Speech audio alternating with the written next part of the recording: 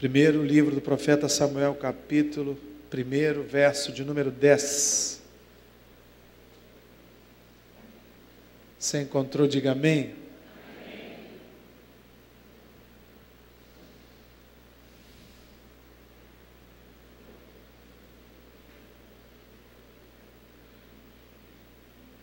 Diz assim na minha versão: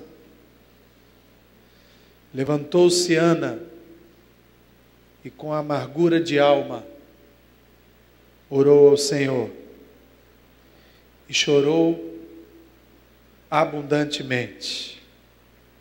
Somente até aí. Deixa a sua Bíblia aberta no seu colo. Vamos orar mais uma vez. Feche os seus olhos, curve a tua cabeça, respira fundo e te prepara, porque Deus já está falando nesse lugar. Paizinho, nós te damos graças por esse dia, um dia abençoado, o dia que o Senhor fez 24 horas para nós vivermos. Desde o princípio tem sido assim e será até a volta de Cristo. E nós te agradecemos, Deus, porque temos essa oportunidade de termos o dom da vida, de estarmos aqui respirando, com os nossos ouvidos abertos ao ministrar da Tua palavra. Deus, eu te agradeço porque sei que ninguém vai sair desse templo do mesmo jeito que entrou. Paizinho, ministra ao nosso coração aquilo que está no Teu coração. Entra com providência na nossa vida. Abra o nosso entendimento, abra a nossa visão espiritual. Deus, que os nossos olhos espirituais não fiquem agora fechados. Que em nome de Jesus, a tua boa semente encontre uma terra fértil. Que a boa semente do Senhor encontre um terreno preparado para receber esta semente e produzir frutos para a glória do nome de Jesus.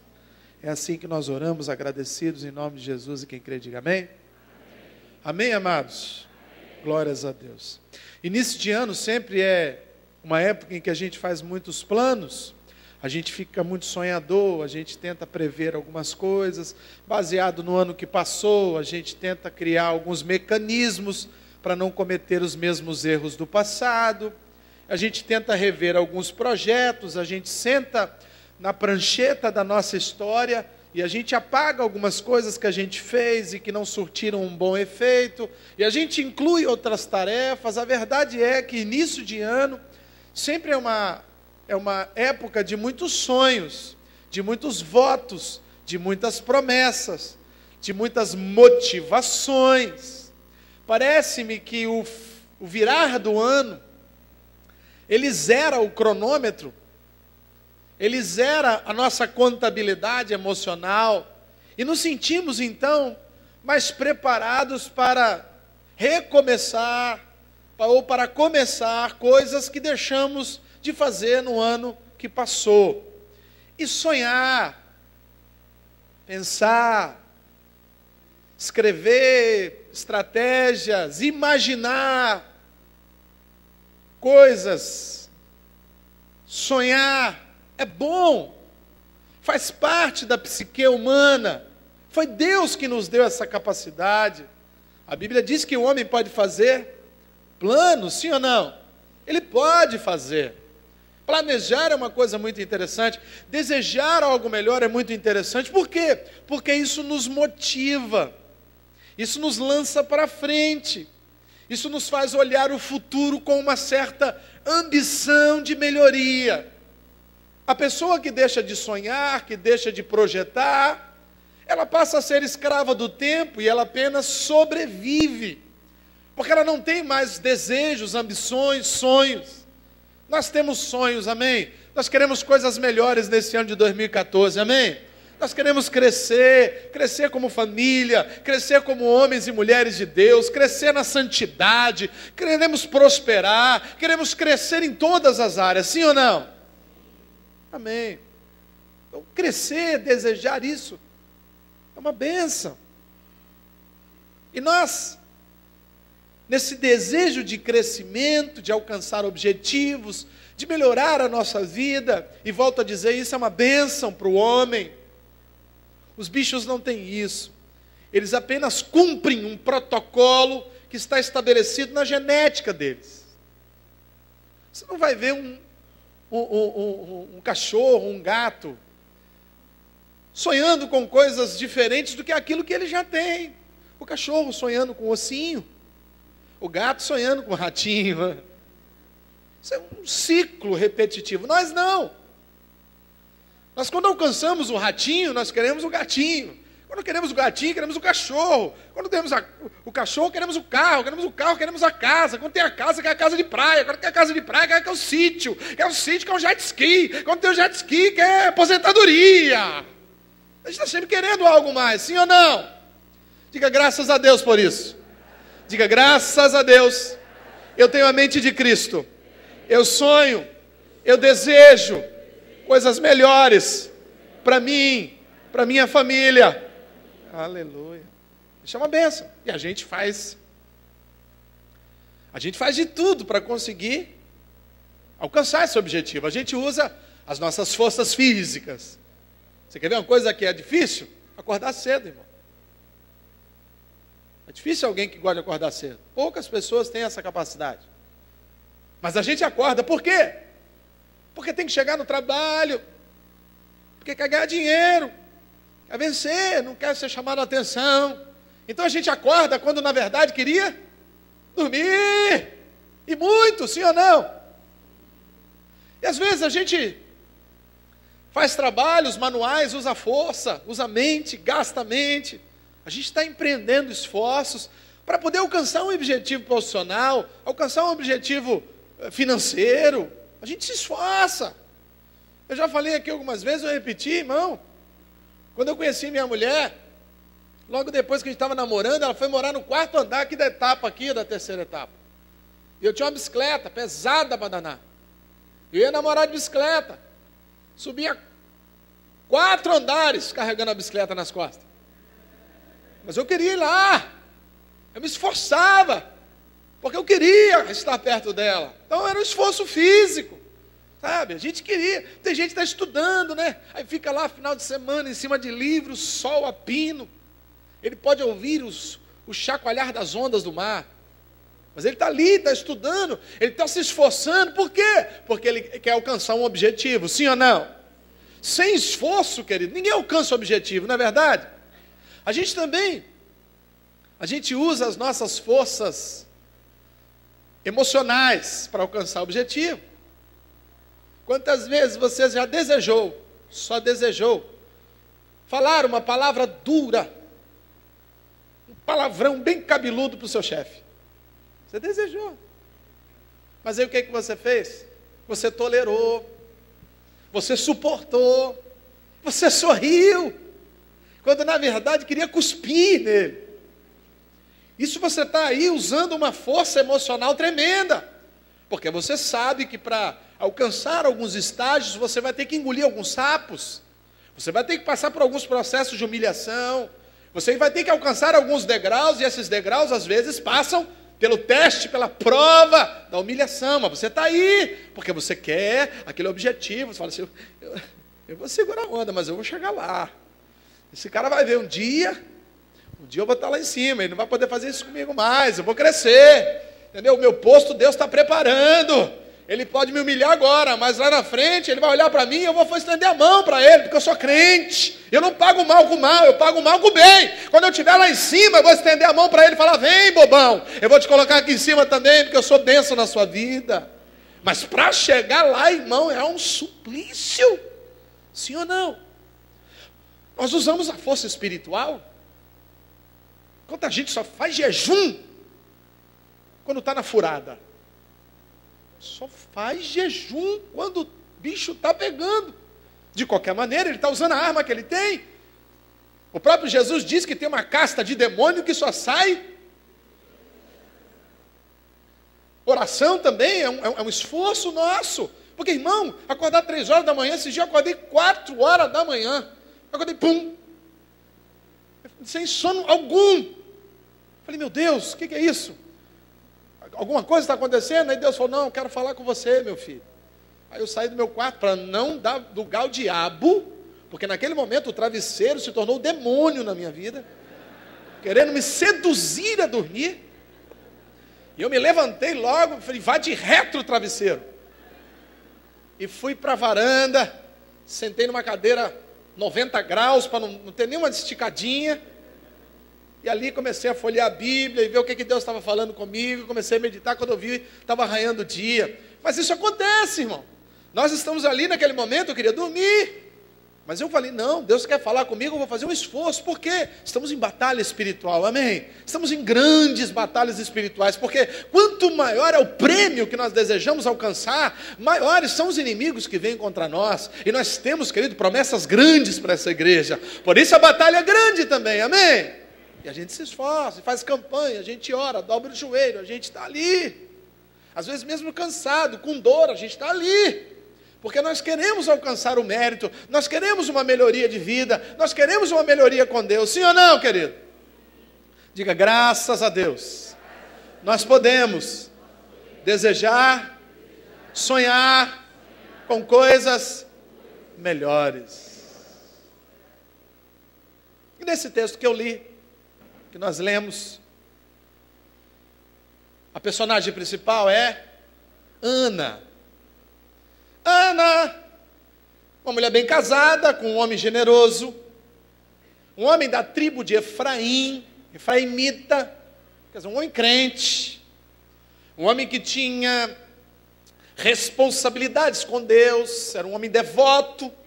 Ana era uma mulher então religiosa, ia ao templo orar, buscar a face de Deus. Mas o texto que nós lemos, eu encontro essa mulher amargurada, ela está triste, ela está angustiada, apesar de ter uma vida farta, apesar de receber pensão dobrada do marido, apesar de desfrutar de algumas benesses do lugar onde ela morava. Ana tinha um sonho, ela tinha um projeto, ela tinha um desejo, e não se limitava apenas em ser esposa. Ana queria ela queria ter um filho, ela queria ser mãe. E por ela não alcançar esse objetivo, ela estava triste, estava angustiada. Então repare, queridos, que ao mesmo tempo que as metas, os sonhos, nos lançam para frente, esses mesmos sonhos podem nos entristecer tremendamente. Porque quando o sonho não é cumprido, não é realizado, a gente se frustra. O cumprimento do sonho é alegria total.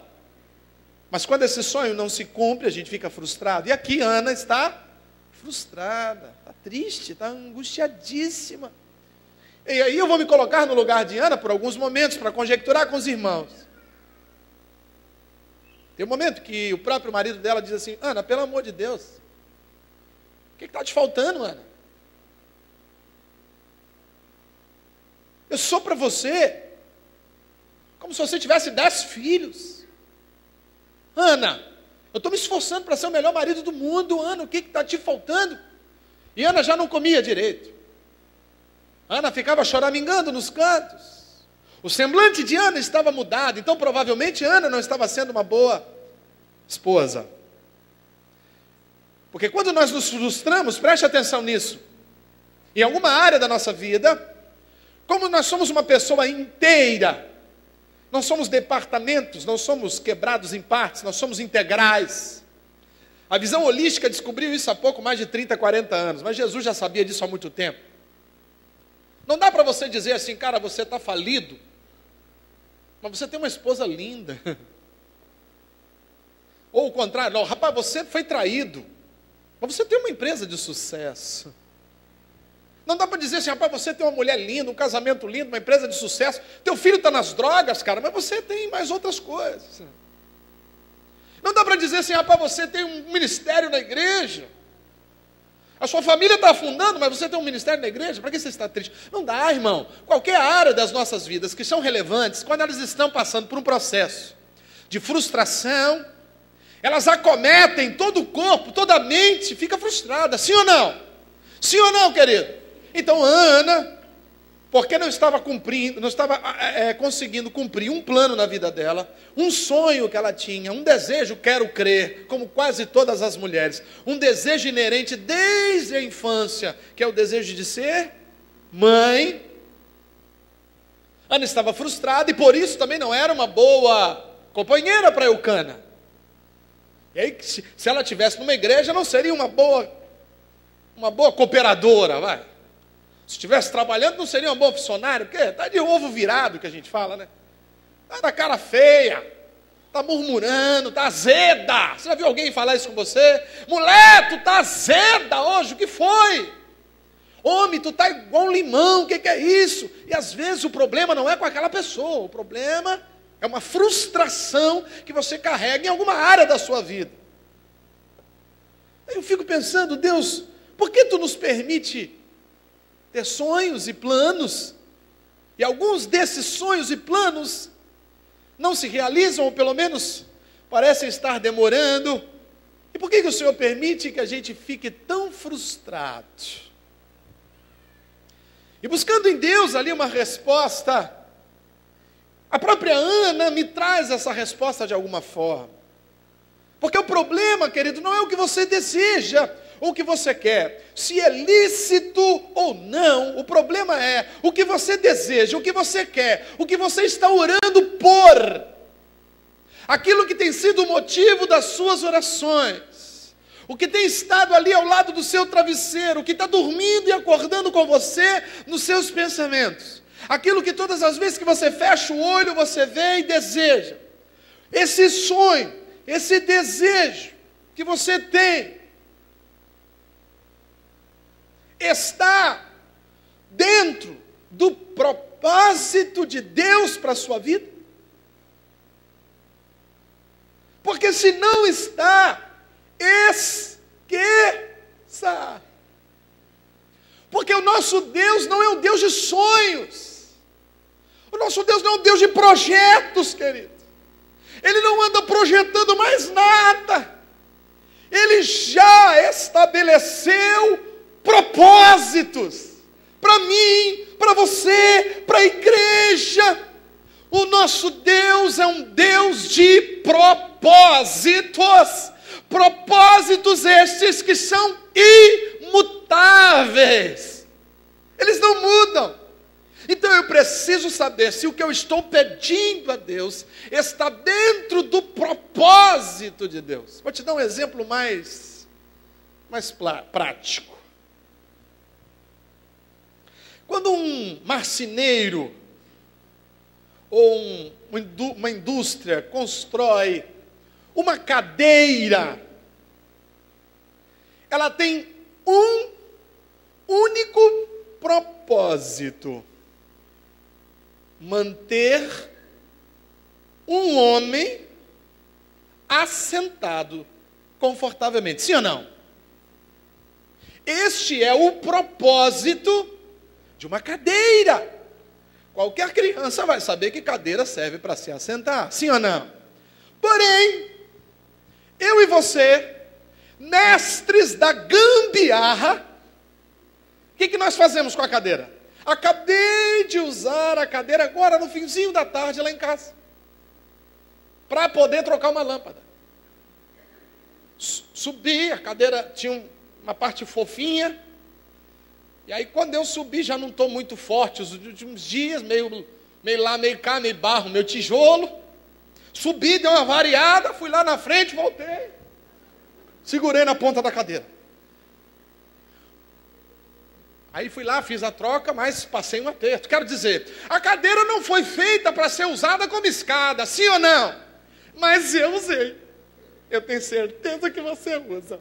Vai pegar um mantimento que está muito alto lá no guarda-comida, põe a cadeirinha, sabe? E o pior, às vezes é um banquinho com as canetinhas finas igual de aranha. E aí tu coloca 60, 70, 80, 100 quilos em cima, e o negocinho fica assim, gemendo.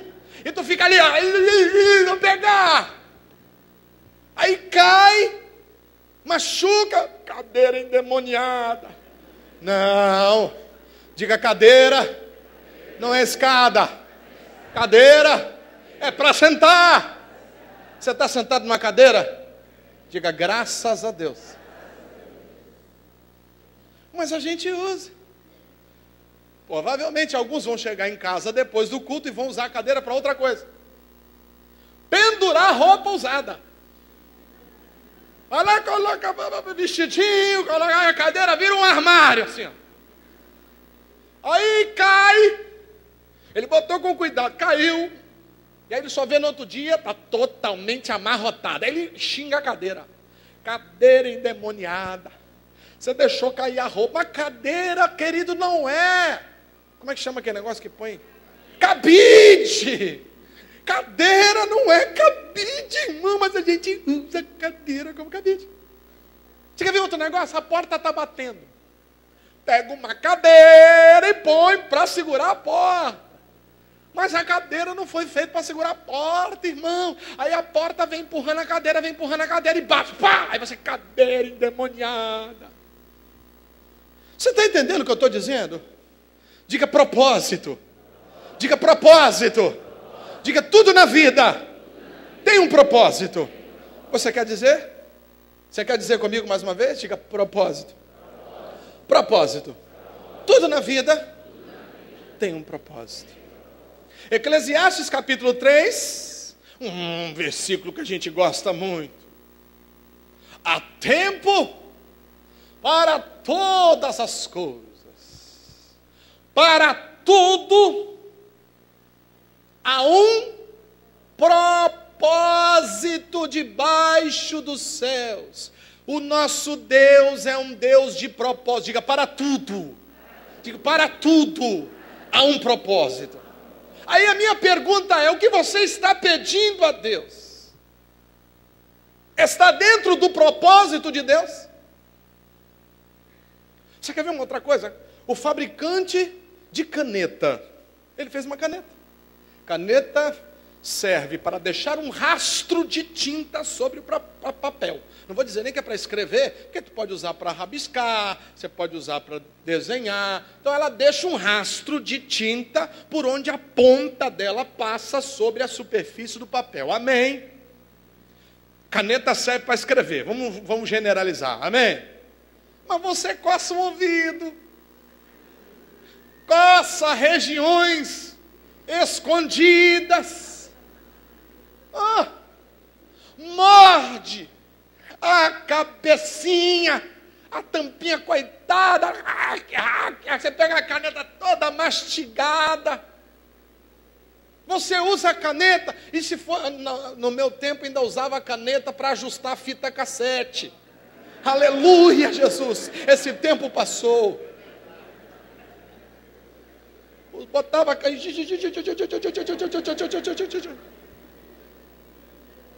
usa caneta. Usa caneta para ajustar botão de relógio. Aí rebenta a esferinha da ponta. Aí você vai escrever, ela risca e não risca ninguém. Você vai, caneta endemoniada. Mas tu usou a ponta da caneta, como se fosse um punhal. Tu quer que a caneta assim para furar. Aí depois vai escrever, a caneta não funciona. Caneta endemoniada. Caneta não foi feita para furar nada. Diga, caneta não foi feita para furar. Caneta foi feita para... Você está entendendo isso? Mas a gente usa. Ou só eu que sou um extraterrestre nesse lugar? Então qual é o problema, irmão? É que às vezes eu estou querendo... Me empresta uma caneta. Aí você tem uma caneta.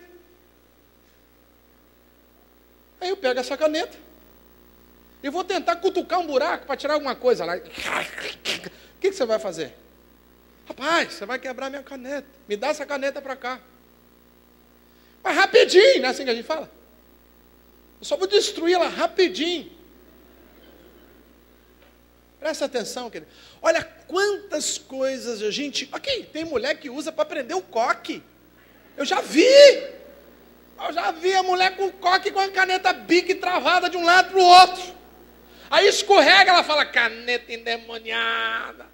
Mas caneta é lisinha, não foi feita para prender coque, cara. O negócio de prender coque, a vara desse tamanho assim, a caneta é miudinha.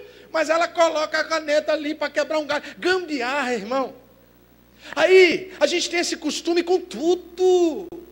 Irmão, esses dias não achei meu martelo. Precisava bater um prego. Olhei para o alicate, ele olhou para mim. Falei, é você, filho. Peguei o alicatinho, pim, pim, pim. Quando eu olhei, tinha quebrado o dente dele. Ficou banguela. Eu falei, pô, alicate porcaria. Mas o alicate não foi feito para poder pregar um prego. O alicate foi feito para cortar, para prender. A gente faz isso. Aí, a gente pega essa mentalidade nossa criativa, de gambiarreiro. Gambiarreiro, irmão. Povo gambiarreiro. E traz para a nossa vida com Deus.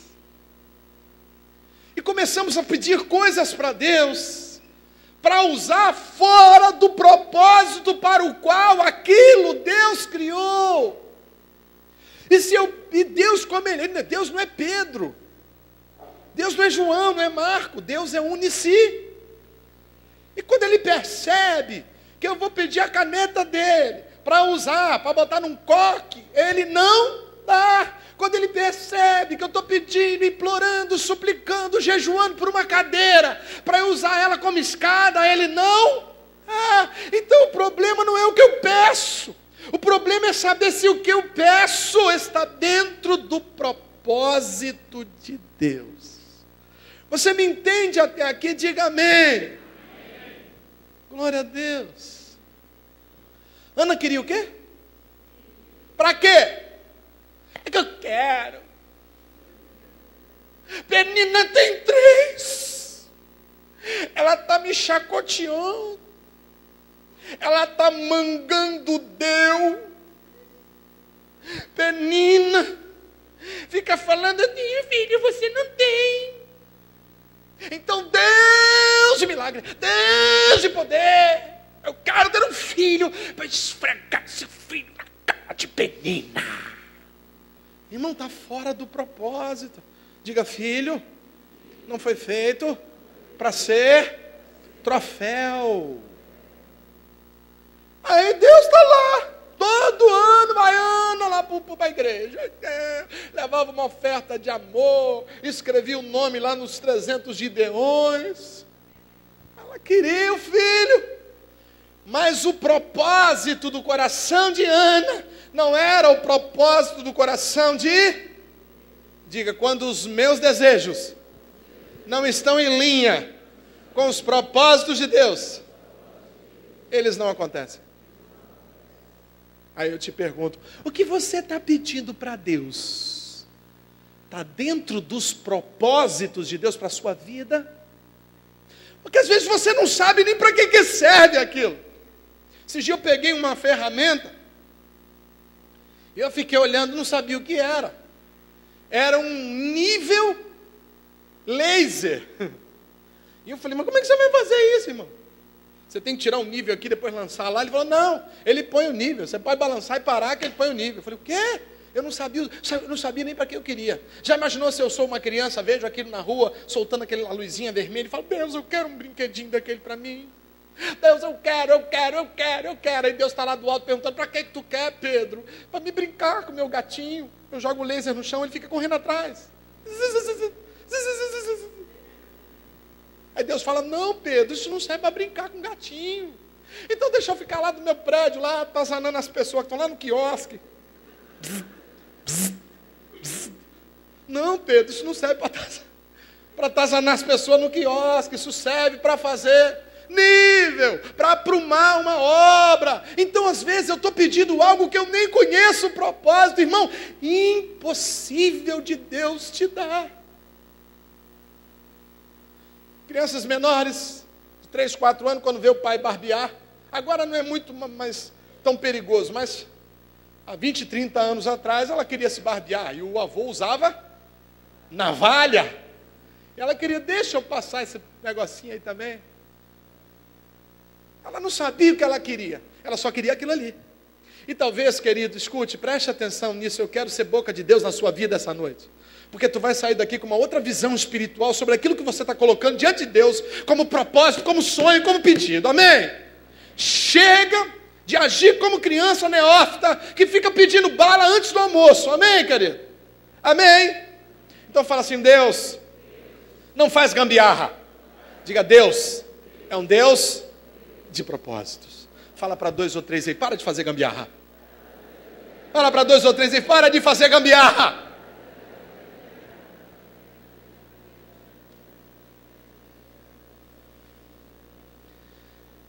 Glória a Deus. Tudo que Deus fez, fez com propósito, e tudo que Deus nos dá com propósito. Deus não é São Nicolau, que fica dando presente para alegrar a turma. Deus é um Deus de propósito, irmão. Preste atenção. Nós não estamos nessa terra brincando. Nós estamos aqui cumprindo uma missão, porque em breve, Maranata, estaremos com Jesus na eternidade. Temos uma missão para cumprir. O apóstolo Paulo nos chama de soldados, que fomos alistados pela graça de Deus. E o soldado não fica preocupado com as coisas dessa terra. Não se envolve com os brinquedos dessa terra. Então aquilo que eu estou pedindo a Deus, tem que estar dentro do propósito de Deus para a minha vida, dentro da missão macro que Ele estabeleceu para mim. E tudo que eu pedir fora, Ele não vai dar. Talvez eu consiga, com a ajuda do meu trabalho, com a ajuda do mundo ou até de Satanás. Porque Satanás está doidinho para me dar brinquedo.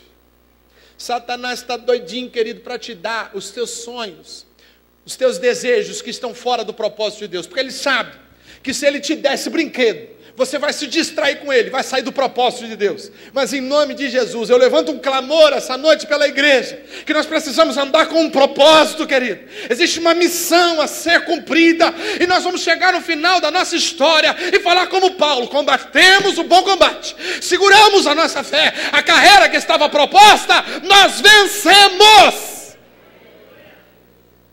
Está entendendo isso? Então fala para 2 ou 3 de novo aí, chega de gambiarra, irmão. Misericredo.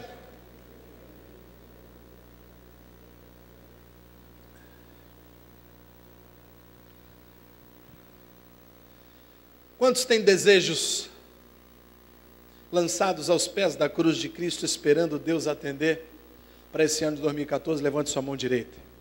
Diga: graças a Deus, eu tenho sonhos, eu tenho desejos. Agora pergunta para quem está do teu lado: e você sabe o propósito disso que você está pedindo a Deus? Pergunta para ele: você sabe para que serve isso?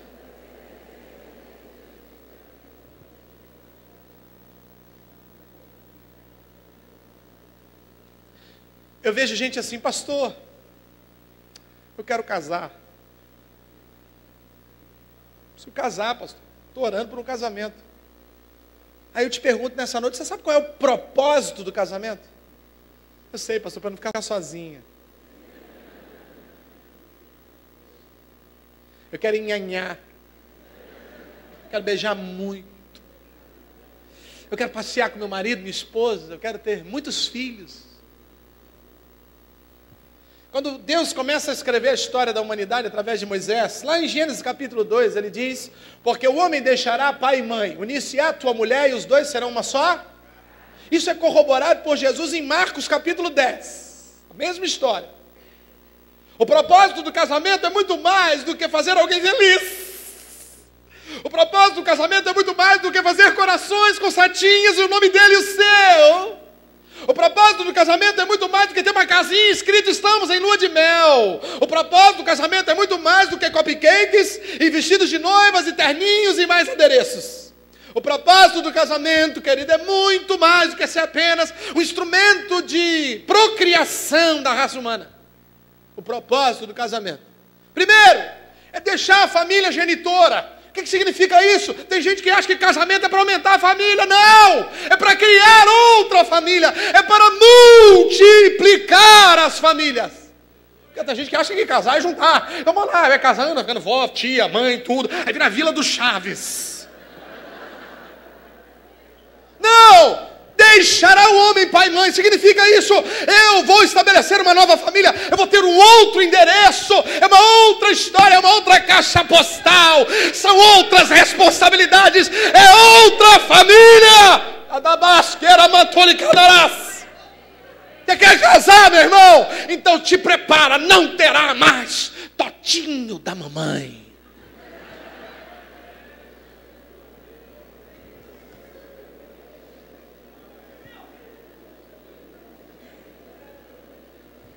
Eu preciso diminuir a quantidade de casamento nessa igreja, irmão. Estou dando conta, não, muito casamento. Vê se eu jogo duro hoje. Deixará o homem pai e mãe, unir-se à sua mulher. O verbo original era fundir-se.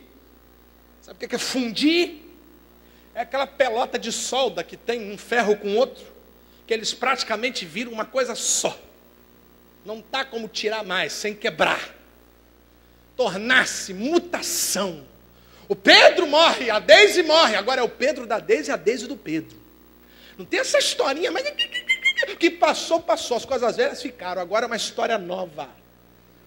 Uma nova história, sem milindres do passado. Sabe, para casar, tem que entender os propósitos de Deus.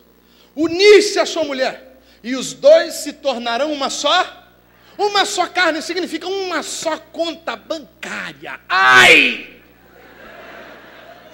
Só Deus para pedir uma miséria dessa. É isso aí, irmão.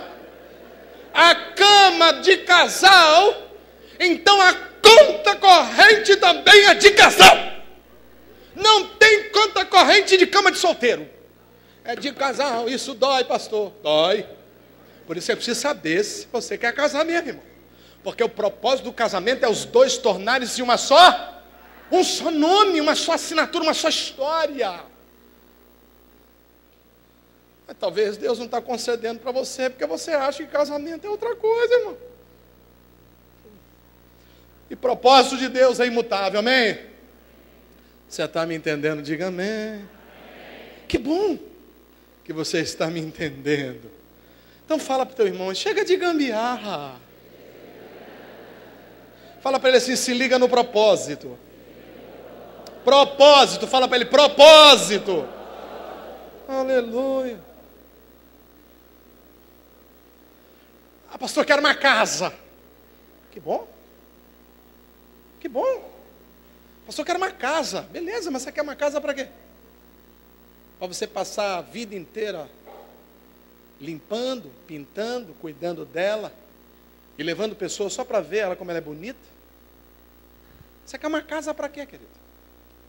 Para você fazer dentro dela o que você não pode fazer publicamente? Você quer uma casa para quê? O profeta Isaías diz que a nossa casa, a minha casa, a casa de Deus, que somos nós hoje, será chamada casa de quê? Aí está um grande problema, irmão. No dia que tu colocar o propósito de Deus, dizer assim, Senhor, me dá uma casa, que eu vou transformar ela numa casa de oração. Vai ser um ponto de pregação da tua palavra, vai ser um lugar onde eu vou me reunir para glorificar o nome do Senhor. Eu não vou me preocupar muito com o quarto e a sala, não vou procurar com a varanda, que é onde eu vou estar recebendo meus irmãos para estarmos ali juntos de joelho dobrado, glorificando o nome do Senhor, ganhando vidas para Jesus. Irmãos, é propósito. A minha casa será chamada... No passado era o templo, mas nós somos hoje a casa de Deus, amém? Eu te pergunto, você quer a casa para quê? Vai falar assim, não vou para a igreja não, pastor, eu passei o final de semana pintando a casa. Passei o final de semana lavando a casa, pastor, estou reformando o telhado, estou reformando... Eu estou falando, ai, pastor, oh, Jesus. Eu falo, Jesus, leva a casa dele.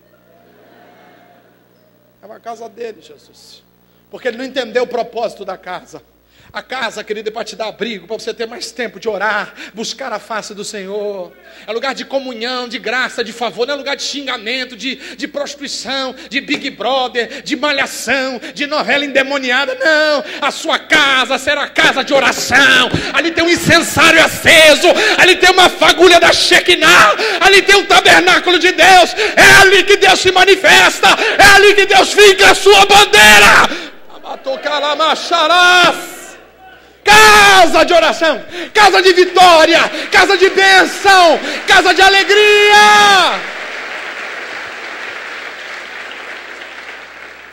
Mas eu quero cara que é casa para poder esbanjar. Ele gasta mais dinheiro na churrasqueira do que na salinha de estudo bíblico dele. Está fora do propósito, irmão. Muda a sua oração. Ou muda o seu desejo. Amém? Amém, queridos? Glória a Deus. Pastor, eu quero prosperar. Pastor, quero enriquecer. Sabe, Deus está colocando uma ambição muito grande no meu coração. Sabe, empreendedor, empresas. Sabe, eu quero ser uma pessoa rica. Eu falei, glória a Deus. O desejo de prosperar é bênção, te motiva, né? Agora, você sabe qual é o propósito de Deus quando Ele abençoa um crente? Claro, pastor. Para as pessoas o olharem como um semideus e o adorarem. Para as pessoas ficarem pedindo dinheiro emprestado para ele. Não. O apóstolo Paulo, ele diz em 1 Coríntios 16, 2: no primeiro dia de cada semana, cada um de vós ponha de parte o que pode ajuntar, conforme a sua prosperidade, para que não se façam coletas quando eu chegar. Quando Deus aumenta a prosperidade de alguma pessoa, querido, porque Ele está querendo abençoar a igreja onde essa pessoa ministra, o bairro onde essa pessoa está. Porque só tem uma forma de Deus abençoar financeiramente, é abençoando o crente. Então, quando Deus te fizer prosperar, entenda, Ele quer te usar, irmão. O problema é que a gente acha que a prosperidade é pessoal, familiar. Mas a gente diz para todo mundo, quando a gente está precisando de dinheiro, que o nosso Deus é o dono do ouro e da... Mas quando a gente está com dinheiro, esse dinheiro não é ouro, não é prata. Esse é dinheiro, ele não tem dinheiro, ele tem ouro e prata. Esse é meu, esse eu administro. Ei, irmão, você quer prosperar, querido? Essa semana eu conversava com uma pessoa. É uma pessoa que talvez não saiba o quanto dinheiro tem. Não dá para contabilizar. E aí ela falou assim, estou com um projeto aí lá no norte do Brasil. Nós estamos com um projeto missionário de abrir igrejas em rincões. E eu fiquei olhando aquele cara falar assim. Falei, meu Deus, o cara não consegue contabilizar nem quanto ele ganha. E o cara não está nem aí. Ele está preocupado em evangelizar. Ele, inclusive, vou pedir desligamento aqui, para mim ficar só como o dono mesmo, vou nem trabalhar mais ali, porque eu quero, eu e a minha esposa, vamos viajar lá no sertão do Nordeste, já falei com ela, já estive lá numa tribo indígena, já estive lá não sei aonde, estamos preparando um lugar, vamos fazer uma igrejinha assim, assado, em cada 300, onde tiver 300 habitantes, nós vamos construir uma igreja, e vamos plantar missionário lá. Eu fiquei olhando, falei, meu Deus, quanto mais o cara se preocupa com o reino, mais Deus faz o cara prosperar. E tem gente, querido, vivendo miséria do caramba, orando para Deus, falando assim, Deus, cadê meu filho? Cadê a promessa? A Penina tem um monte. Eu não tenho nenhum filho, Deus me dá um filho, já fiz jejum, oração, cadê meu filho? Aí Deus olha para você e pergunta, para que tu quer um filho? Para que tu quer prosperar? Para você dar o melhor para a tua família. E quem falou que o melhor para a tua família é conforto? Quem falou? Quem falou? Quantos aqui se converteram, tiveram um encontro pessoal com Deus, num momento de crise? Levante a mão. Como a crise foi bênção para você? Deus está lá de cima, está olhando, e tem alguém dizendo, vamos tirar ele daqui. Não tira não. Deixa o moleque gemer. Porque quando ele estiver gemendo, ele vai lembrar que existe um Deus lá no alto, que vela por ele. E quando ele se lembrar desse Deus, eu entro com providência. Irmão, escuta.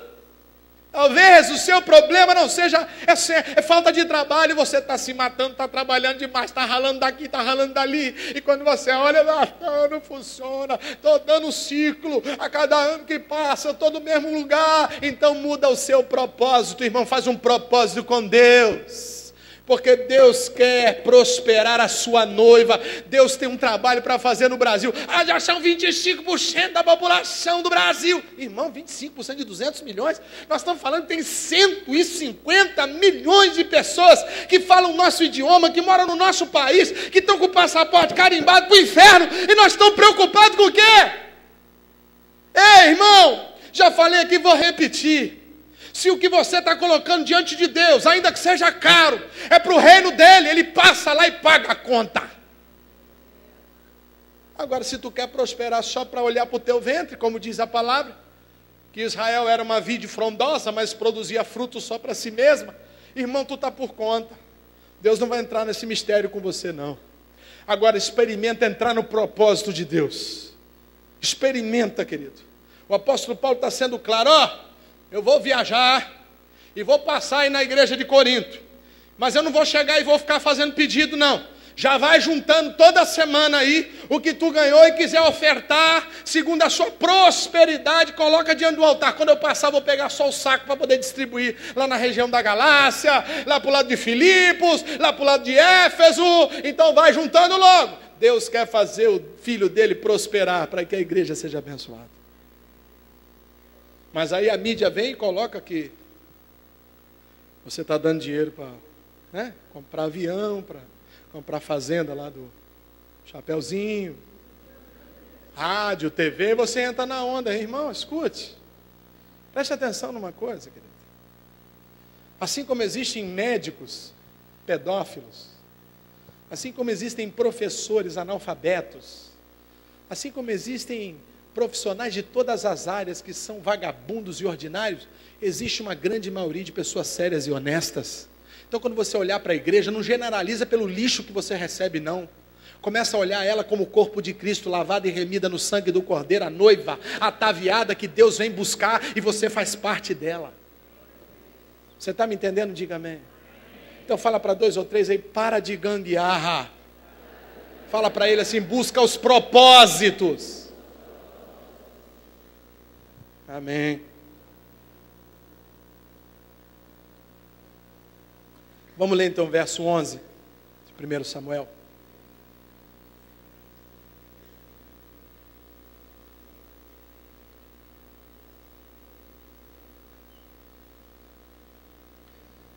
Primeiro livro do profeta Samuel, agora o verso 11.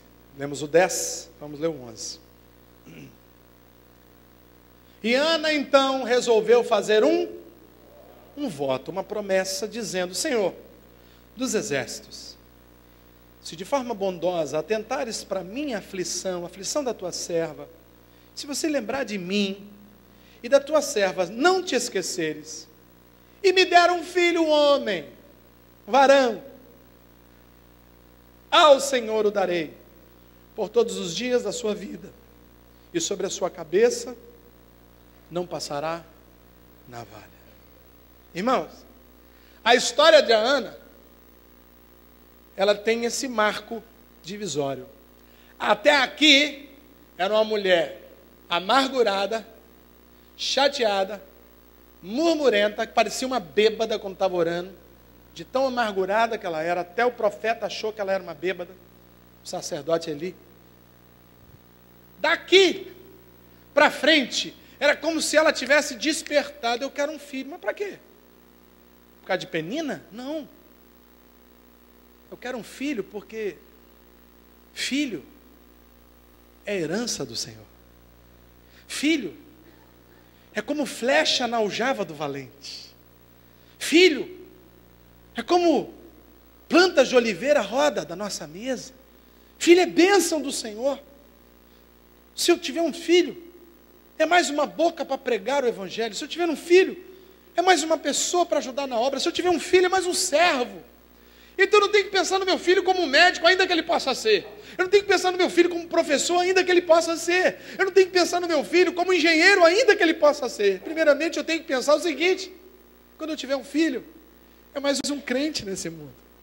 Quando eu tiver um filho, é mais um pregador da palavra. Quando eu tiver um filho, é mais uma atalaia de Deus. Quando eu tiver um filho, essa pessoa vai aproximar mais o mundo do evangelho. Quando eu tiver um filho, ele vai servir ao Senhor. Irmãos, preste atenção. No momento em que ela descobriu qual era o propósito de Deus para o seu ventre, Deus imediatamente fez a promessa: vai, Ana, em menos de um ano tu está chegando aqui com a criança no colo. Aí eu fiquei pensando, por que Deus não fez isso antes? Porque ela não tinha entendido o propósito. O propósito, irmão, preste atenção. Os seus labirintos, os seus desertos, as suas dores, todas elas cooperam para um propósito. Deus sabe o que está acontecendo com você, nada passa desapercebido a Deus. Entenda o propósito de Deus, querido. Entenda e comece a pedir em linha com os propósitos de Deus. Ana falou assim: olha, agora se o Senhor me der um filho, ele não vai ser meu. Como não vai ser meu? Não. Depois que eu desmamar ele, eu vou levar ele para ser ajudante de sacerdote. Escute, Ana morava a pelo menos 40, 90 quilômetros. Não tinha carro, não tinha highway. Quando ela fala, vou deixar meu filho morando na igreja, ela não está falando que ia morar no bairro vizinho. Ia morar como daqui, lá em Anchieta. Ou seja, ela não ia ver mais o filho dela tão cedo. Pela tradição, diz a palavra que Ana via o filho uma vez por ano. Ei, irmão, pastor, isso é desumano, eu não estou querendo dizer que você tem que fazer com o seu filho. Mas eu quero te dizer que para tudo há um propósito. E quando Ana entendeu o propósito, Deus atendeu, sim ou não? Leia comigo, verso 19.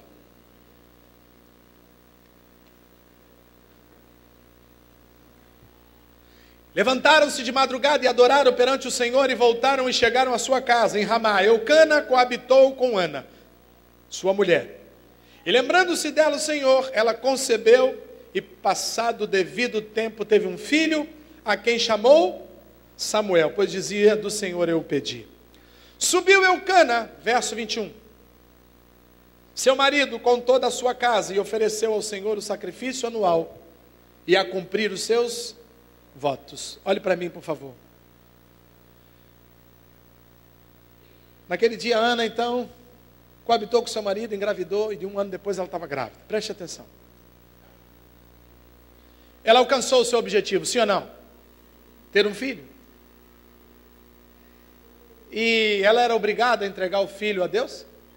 Existia algum documento lavrado em cartório? Sim ou não? Aqui está um grande problema nosso.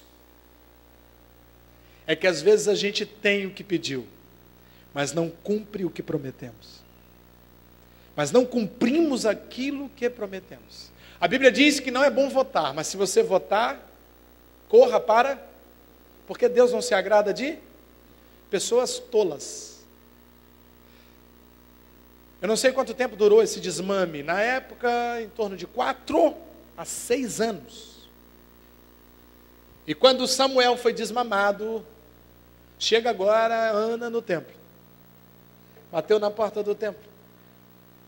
Eli já mais velho, já meio cego. A Bíblia diz que naquele tempo o bicho estava pegando dentro da igreja. Mas ela prometeu. Ele chega na porta, abre, o que foi, mulher? Quem é esse guri que está com você aqui? Não, esse guri aqui vai ser seu auxiliar. Sobre a cabeça dele não vai passar navalha, ele vai ser um nazireu, vai ser um servo aí. E virou as costas, querido, foi embora. Ela cumpriu o voto dela. Agora preste atenção, porque Ana entendeu os propósitos de Deus. A gente pode imaginar que Ana estava precisando de um filho, sim ou não? Sim ou não? Mas eu querendo olhar Deus do alto, eu percebo que era Deus que precisava de um ventre. Deus preparando o plano de salvação, ele sabia que Jesus teria que nascer na linhagem de um rei. E não havia rei em Israel. E o povo se precipitou e levantou Saul, mas Saul não era um homem segundo o coração de Deus. Então, como Deus ia pegar um profeta do reino de Saul e fazer com que esse profeta ungisse um rei rebelde, porque Saul era o rei. Então, o que Deus faz? Deus prepara o ventre de Ana. Do ventre de Ana vem um nazireu, alguém que ia servir a Deus, independente da religião, independente da política local. Ele seria o servo de Deus.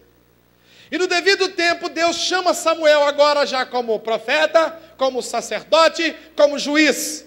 E diz, vai na casa de Jessé, porque eu tenho um moleque lá, para me ungir rei sobre Israel. O nome dele é Davi. Eu achei um servo, segundo o meu coração. Querido, quem está fazendo agora o trabalho de Deus, quem está cumprindo uma missão escatológica da história de Cristo, não é Ana, É Samuel. Porque quando você se coloca no propósito de Deus, você e a sua casa servem ao Senhor. Quando você se coloca no propósito de Deus, querido, aquilo irradia por toda a sua família. A sua geração é usada por Deus para a glória do nome dEle. E agora eu vejo esse que um dia nasceu da murmuração de uma boca amarga, mas que entendeu o propósito de Deus e se ajoelhou diante do profeta Eli pedindo: dai-me um filho. Esse agora está de pé, e quem está com o joelho dobrado debaixo dele é grande rei Davi, cujo chifre lhe enche de azeite e derrama sobre a testa daquele homem, ungindo como rei de Israel. Querido, o propósito de Deus é muito maior do que você imagina. Saiba que se você entender para que serve o propósito de Deus dentro do seu contexto, você vai fazer parte de um mistério glorioso sobre a face da terra. Propósito. Quero ler mais um texto, já vou encerrar. Se você puder, abra em Evangelho segundo João. Você vai entender que o propósito nem sempre é aquilo que você quer, mas é aquilo que Deus quer. O que você quer, se não tiver no propósito, Deus não ajuda. E o que você não quer, se você aceita o propósito, Deus faz. Porque Deus é um Deus de propósitos. João, capítulo de número 12.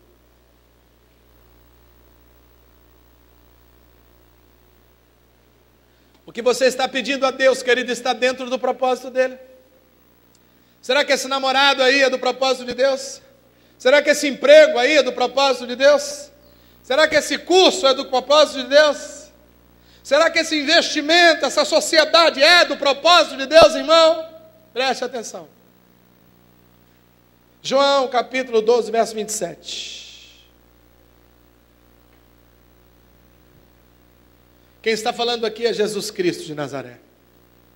Nos últimos momentos de sua história, na última reunião ali fazendo com seus discípulos, ele diz no capítulo 12, verso 27, agora está angustiada a minha alma, e o que direi? Pai, salva-me desta hora,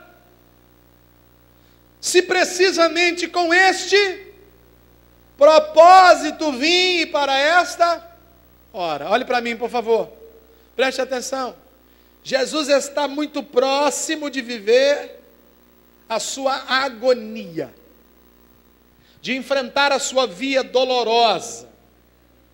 E pouco tempo antes de dobrar o seu joelho no Getsêmani, que diz a palavra que ele sua como gotas de suor, e eram como sangue, ele diz: Pai, se possível for, eu tenho uma vontade, afasta de mim esse cálice. Aqui ele já está dizendo isso para os seus discípulos. Ele diz: olha, meu momento está chegando, minha agonia está chegando, o meu martírio está chegando. Eu vou falar o que para Deus? Deus, afasta de mim esse cálice, se justamente para esta agonia, para este sacrifício foi que eu vim.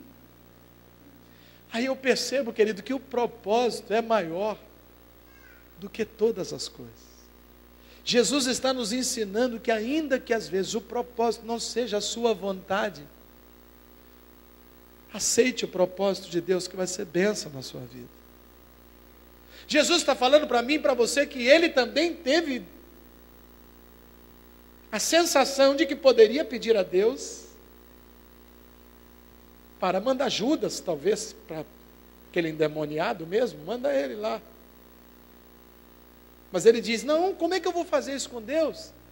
Se quando eu conversei com Deus pela última vez, ainda como Deus, sem me despir da minha glória, na última conferência que nós fizemos lá em cima, com os arcanjos, com os anjos, que eu me disponibilizei para descer à terra, sem glória de Deus, como homem, nascer do ventre de uma virgem, ser criado por uma família pobre, ali na cidade da Galiléia e Nazaré, passar pela via dolorosa, morrer, para que os pecados desses fossem expiados, se foi justamente para isso que eu vim, como é que eu posso dar para trás agora? Como é que eu posso mudar agora a minha trajetória? Irmão, o propósito de Deus, volto a dizer, é imutável. Você já viu pesca de peixe grande? Aqueles peixes grandões? É uma coisa interessante. O pescador ali joga a isca e o peixe fisga, né? Geralmente pega no canto da boca. E nos primeiros momentos, dependendo do peixe, irmão, ele luta desesperadamente. Ele se debate, ele dá pinote, ele pula para fora da água, ele afunda, ele desce, ele nada com velocidade, ele sobe, ele desce de novo, ele vai para trás do barco, ele corre para lá, para cá. Mas quanto mais ele se debate, o que acontece com o anzol? Mais o anzol prende, porque o anzol, ele é uma arma que ele tem, né, uma contravolta ali. Quanto mais se aperta, ele não vai ficando, ele vai abrindo e vai cravando mais. Até que chega um ponto, esse peixe, ele cansa. E aí quando ele está brigando, o que o pescador experiente faz? Ele dá linha, não é isso? Ele põe um certo grau de peso na linha para ele fazer força, mas ele não segura a linha, como a gente acha que o cara está ali segurando a linha. Não, ele está firmando e está deixando o peixe levar a linha. Aí o peixe dá uma folgada, ele... Aí o peixe começa a brigar de novo, ele dá a linha. O que vai acontecendo com o peixe? Ele vai cansando, até que chega um ponto, ele está igual boiando assim. Ele pega, mete o arpão e joga para dentro do barco. O apóstolo Paulo, ele usava uma outra figura ilustrativa para narrar essas questões aí, quando a gente está brigando contra Deus, contra o anzol de Deus. Ele usa uma expressão que não é muito comum no vernáculo do português, que é recalcitrar contra o agrilhão. Na verdade, é quando o soldado, numa batalha, ele conseguia colocar a ponta da sua lança aqui, ó, debaixo do queixo do seu adversário. Na briga ali, ele vá. Você já viu isso em filme? Às vezes com a espada, né? Com a lança. E Paulo diz o seguinte, que quando você chega a esse estágio, que a lança tocou debaixo do teu queixo, não adianta querer se debater. Não adianta querer espernear. E eu vejo gente fazendo isso com Deus. Meu irmão, escute, preste atenção nisso. Não tente fugir do seu propósito de Deus. Deus, quando Ele te escolheu com propósito. Deus disse que quando Ele escolheu Jeremias, preste atenção nisso, Deus criou o mundo todo em quantos dias? Quantos dias? 6 dias para fazer 1 bilionésimo de bicho, de planta, de terra, de vulcão, de tudo mais. Sim ou não? Quanto tempo uma mulher demora para fazer um filho? Quanto tempo? 9 meses. Meu irmão, a complexidade do homem é maior do que o mundo inteiro. E Deus diz para Jeremias, Jeremias, eu te escolhi. Eu peguei a minha agenda, presta atenção, escrevi no alto assim, vida de Jeremias. Aí talvez um anjo do lado, um assessor, Senhor, quem é Jeremias? Não nasceu ainda não. Ele vai nascer. Ele vai nascer? Vai. Está sendo fecundado hoje. Deus diz que entreteceu de tecer no ventre da mãe dele.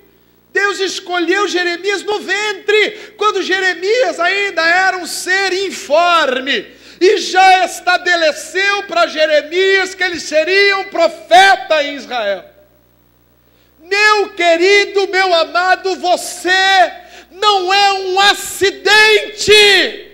Você nasceu porque Deus tem um propósito na sua vida. Mas pastor, eu sou fruto de um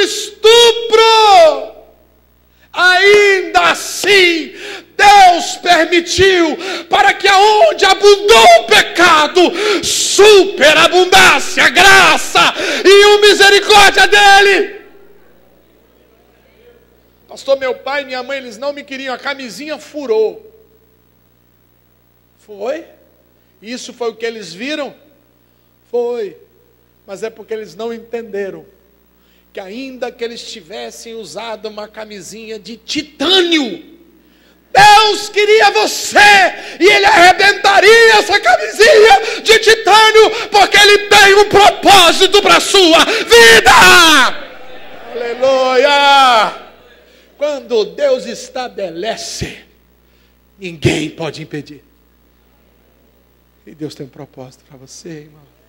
Eu tenho certeza que tem gente aqui que já ouviu: meu filho, você vai ser um pregador, você vai ser um levita, você vai ser uma mulher de oração, você vai ser uma pregadora do evangelho, e você está recalcitando, você está se debatendo, o anzol de Deus já te fiscou. Aceita o propósito, Samuel. Eu imagino o Ana indo embora.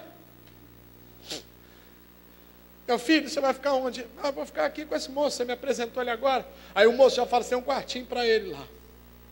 Não sei porquê, mas já deixei um quartinho preparado. Mais tarde, Deus vai falar com Samuel, vai chamar Samuel, Samuel, e a Bíblia diz que Samuel estava no quarto dele. Mas o que eu quero te dizer é o seguinte, irmão. Já está tudo preparado para você. Basta você aceitar o propósito de Deus. Escute. O propósito de Deus, querido, muitas vezes ele é dilatado, ele é atrasado, porque eu tenho livre-arbítrio e eu posso incluir, encher a minha vida de gambiarras. E as gambiarras atrapalham o plano de Deus na minha vida. Mas eu não quero que 2014 seja um ano de gambiarra, irmão. Eu quero subir em alguma coisa, vou pegar a escada. Eu quero me sentar, eu não vou me sentar na escada, eu vou me sentar na cadeira. Eu quero escrever, eu vou pegar uma caneta, eu vou pegar um lápis. Eu não quero que a minha vida espiritual seja uma vida de gambiarra. Eu não quero que a minha vida emocional seja uma vida de gambiarra. O que Deus tem para mim é o que eu quero. Você está me entendendo até aqui? Diga amém. Você sabe qual é o propósito daquilo que você está pedindo a Deus? Será que Deus vai te atender? Ou será que tu está pedindo tranqueira, irmão? Você está pedindo quando a Bíblia diz que aquele que pede no Senhor, que pede na figura de Jesus, que tem desejos, que tem anseios limitados apenas. Não quer dizer que você não possa pedir coisas terrenas, mas que pede no Senhor coisas limitadas apenas a questões dessa terra, é o mais miserável dos homens. Sabe por quê, querido? O propósito de Deus é muito maior do que esse tempo que nós vamos passar nessa terra. Porque a breve e momentânea tribulação que nós passamos aqui não se compara ao peso da glória que está preparado para mim e para você. Irmão, eu tenho uma coroa me esperando lá em Jerusalém celestial. Como é que é lá, pastor? Não sei, nem olhos viram, nem ouvidos ouviram, nem jamais penetrou no coração do homem, mas uma coisa eu sei: se nessa terra que jaz do maligno tem lugares extraordinariamente lindos, eu imagino lá em cima, irmão. O negócio lá é quente, e é para lá que eu vou, se eu cumprir os propósitos de Deus. Vamos cumprir os propósitos de Deus ou viver uma vida de gambiarra? Vamos ficar de pé.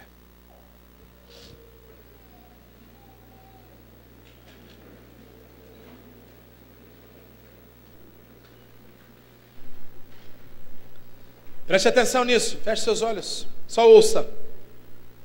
Muitos são os propósitos que há no coração do homem, mas o desígnio, o desfecho, pertence ao Senhor.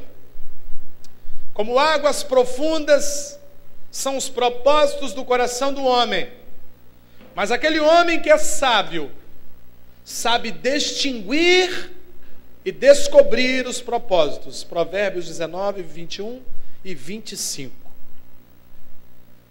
Preste atenção nisso. Marcos 16:15, disse-lhes o Senhor: ide por todo o mundo e pregai o evangelho a toda criatura. Quem crer e for batizado será. Quem não crer será. Esse ide é o maior dos propósitos que nós temos para cumprir nessa terra. Então toda vez que você pedir alguma coisa a Deus, veja se está dentro desse propósito maior. Ou pelo menos se não vai de encontro a esse propósito maior. Eu quero oportunizar você essa noite a aceitar o propósito de Deus na sua vida. Sabe, talvez você tenha vindo aqui querendo, sei lá, precisando de um milagre. Eu quero crer que esse é o lugar certo para você buscar. Ana foi buscar o milagre no templo de Jerusalém. Ana foi buscar o milagre dela lá aos pés do sacerdote Eli. Por favor. Mas muito mais do que ser atendido num quesito pessoal, relevante, importante para você, eu queria que você entendesse que nós não estamos aqui por acaso. Essa igreja tem uma comissão nessa cidade. Tem uma missão. Tem uma tarefa. Tem uma responsabilidade. E se tudo aquilo que fizermos for para que esse propósito seja cumprido, Deus paga a conta. Se não, estamos agindo por conta. Deus quer usar você, meu irmão, porque Ele não te chamou aqui por acaso. Isso aqui não é um cinema que você vem, assiste um filme e volta se lembrando de alguns pontos. Esse aqui é o teatro da vida real, onde o que encenamos vivemos, e o que vivemos está escrito pelo diretor, que é Jesus Cristo de Nazaré. Eu não quero que você seja um ator, um personagem rebelde que quer agir por conta própria. Eu quero que você seja um homem, uma mulher, um jovem de Deus, que sabe ler o seu papel. A Bíblia diz que aqui, querido, isso aqui é como faca de dois gumes, né? Mais afiada do que uma espada de dois gumes. E interessante, que a Bíblia diz que essa palavra, ela é apta para discernir os propósitos. O seu propósito está aqui. Você só precisa encontrá-lo. E Deus quer falar com você através da sua palavra e do seu Espírito Santo, querido. Esta palavra é poderosa, ela é viva, ela é eficaz. E ela é apta a discernir os propósitos, os pensamentos, os desejos que vão no coração do homem. Ei, vamos começar 2014 diferente? Vamos começar diferente, irmãos. Vamos começar colocando os nossos desejos ali, dentro da cartilha de Deus. Como aquele caça-palavras que você tem que encaixar palavras no lugar certo. Porque se você encaixar a palavra fora do lugar, o resto daquela palavra cruzada acaba se perdendo, né? Às vezes uma palavra que você colocou errada te atrapalha a encontrar um monte de outras. Então escute, vamos andar dentro dos propósitos de Deus. Eu quero andar nos propósitos de Deus. Se você acha que precisa encontrar esses propósitos de Deus, se você acha que está um pouco assim perdido no que diz respeito ao seu chamado, preste atenção. Se você acha que está meio triste, meio perdido no que diz respeito ao seu chamado, por que que Deus me converteu? Por que que Deus me chamou? Por que que Deus me salvou? Por que que Deus me impediu de morrer quando eu era jovem? Por que que Deus me livrou daquele incidente, daquele acidente? Por que que Deus salvou minha família? Por que que Deus me prometeu coisas? Se você tem dúvida, querido, saia do seu lugar e venha à frente. Nós vamos orar pela sua vida. Venha. Vamos louvar um cântico. Venha. Venha. Não tenha vergonha, saia do seu lugar. Compreendo os teus caminhos. Saia do seu lugar. Vamos orar por você. Mas te darei a minha canção. doces palavras te darei. Isso, vem, vem. Me sustentas em minha dor. Isso me leva mais perto de ti, mais perto dos teus caminhos.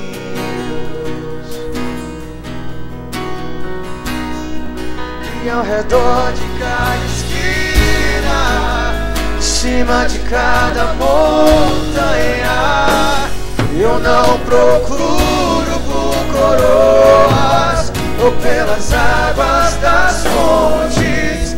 Desesperado eu te busco, frenético acredito que a visão da tua face é tudo que eu preciso. Eu te direi, vai valer a pena, vai valer a pena, vai valer a pena mesmo. Eu sei, oh, vai valer a pena, vai valer a pena, vai valer a pena mesmo. Compreendo os teus caminhos. Saia do seu lugar, querido. Vamos orar. Mas te darei a minha canção, doces palavras te darei, te darei, te darei, te darei. Sustentas em minha dor. Venha, querido, venha. Isso me leva mais perto de ti, mais perto dos teus caminhos.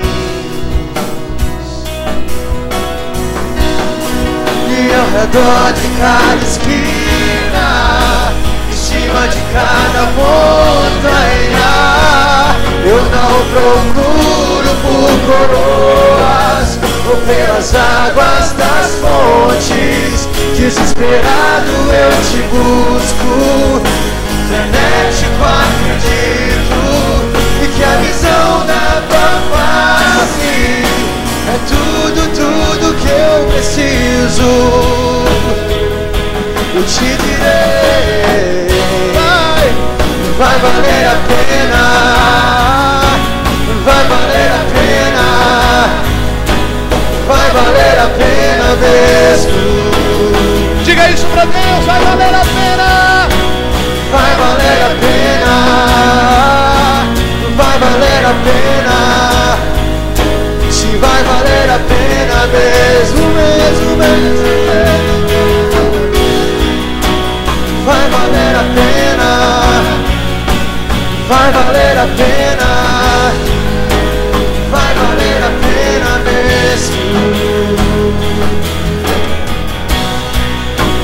Vai valer a pena, vai valer a pena, vai valer a pena. Oh, quando esse dia chegar, e quando o grande dia chegar,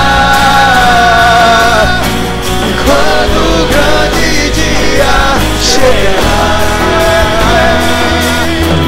quando o grande dia chegar,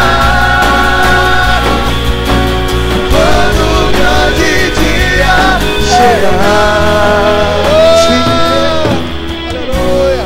Estenda suas mãos para cá, querido. Vai valer a pena. Estenda suas mãos para cá. Vai valer a pena. Senhor, em nome de Jesus, vai valer a pena sim. Toda renúncia, todo sacrifício em prol da obediência, em prol de servir ao Senhor com alegria. Vai valer a pena este pequeno e breve sacrifício, porque o que Deus vai fazer é algo muito maior do que você pode imaginar. Senhor, eis aqui os teus filhos e filhas, jovens. Deus, em nome de Jesus, Nessa noite revela de forma clara os teus desígnios, Pai, os teus propósitos, porque o Senhor é um Deus de propósitos. Os nossos sonhos podem ser devaneios, os nossos sonhos podem ser apenas desejos carnais, mas aqueles que estão em linha com a Tua palavra vão ser atendidos. E como Ana concebeu a Samuel, eu tenho certeza que muitos aqui estão engravidando essa noite de um propósito de Deus. Chega de brincar com o evangelho. Chega de brincar com emoções carnais, saciar os desejos da carne, enquanto o Senhor tem algo muito maior para realizar em nossas vidas. Samuel não foi para o templo para se divertir. Samuel não foi viver no templo para ter uma vida agraciada. Samuel foi para servir. E tudo aquilo, Deus, que passa pelo crivo do servo do Senhor, o Senhor abençoa. Então, Deus, eu quero te pedir nessa noite, destrói todas as gambiarras na vida dos meus irmãos aqui. Quebra tudo aquilo que está sendo usado em vão, fora do propósito de Deus. Mas quebra essa noite em nome de Jesus. Não fique pedra sobre pedra, porque nós não queremos viver o evangelho de devaneios e de desejos carnais. Nós queremos viver o evangelho dentro da Tua palavra, meu Pai. Por isso hoje, Deus, nós te agradecemos, porque sei que decisões fantásticas foram tomadas aqui. Decisões abençoadas, ainda que envolvam renúncia, decisões espirituais. E eu oro, Deus, repreendendo todo devorador, repreendendo todo pássaro que queira comer essa semente. Ele está repreendido agora em nome de Jesus. Essa semente vai florescer, vai frutificar e vai dar frutos para a glória do nome de Jesus. Por isso, como igreja, nós os abençoamos em nome de Jesus. E quem crê, diga amém. Você pode dar uma salva de palmas para Jesus por isso, querido? Dá um abraço quem está do teu lado aí. E pode voltar para o seu lugar. A igreja pode se assentar. Aleluia. Glória a Deus. Deus te abençoe. Deus te abençoe. Deus te abençoe. Deus te abençoe. Deus te abençoe. Amém? Você recebeu um jornalzinho? Recebeu? Quantos receberam? Diga amém. Leia. O que tem aí é português. Não precisa de tradução. Ele não foi feito para ser marcador de Bíblia, irmão. Tem informações aí que podem ser úteis para você. Leia. Aí nós temos aí uma informação sobre os gideões que nós estamos levantando aqui na igreja, para serem patrocinadores da compra do novo terreno. 6 milhões de reais é o valor do terreno.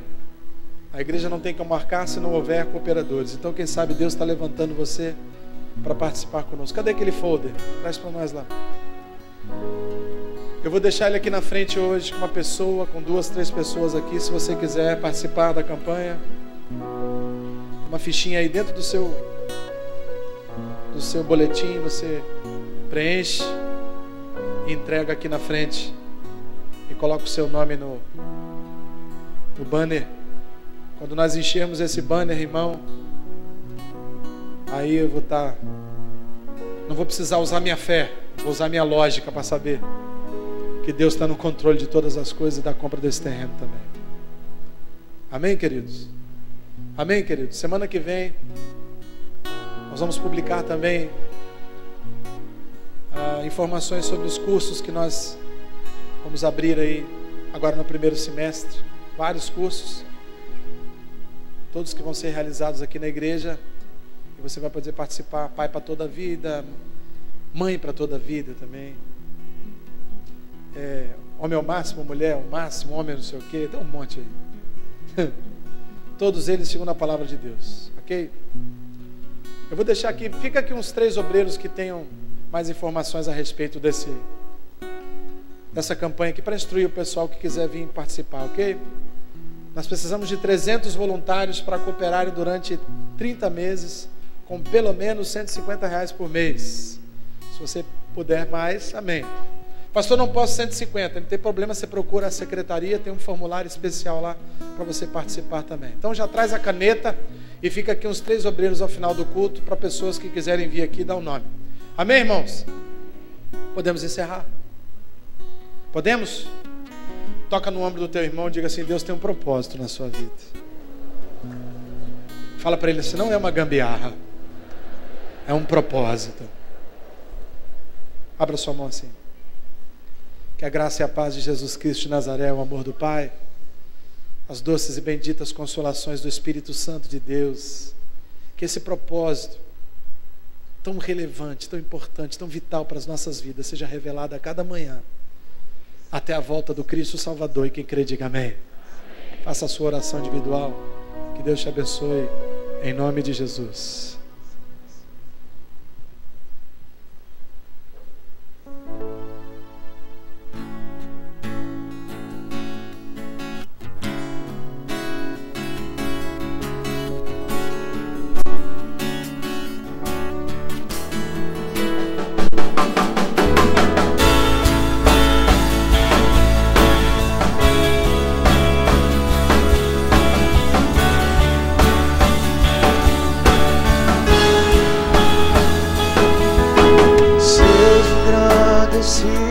Ó Deus da minha vida, Tu és o Deus da minha vida.